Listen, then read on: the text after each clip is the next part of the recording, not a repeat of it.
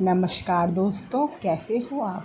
सुबह सुबह छत पे घूम रही थी, मैंने सोचा आपको गुड मॉर्निंग बोलते हैं। तो मेरे पेड़ पौधों के साथ गुड मॉर्निंग कैसा रहेगा। तो दोस्तों गुड मॉर्निंग। और आपकी जो मॉर्निंग है वो अच्छे से जाए और आप लोग खाओ पियो स्वस्थ रहो।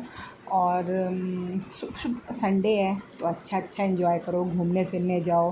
वैसे आजकल तो बच्चों की तबीयत ख़राब हो रखी है तो घूमने फिरने का तो टाइम मिल नहीं रहा है। आजकल पता नहीं कौन सा वायरल चल रहा है जिससे बुखार आ रहा है बच्चों को, छोटे बच्चों को।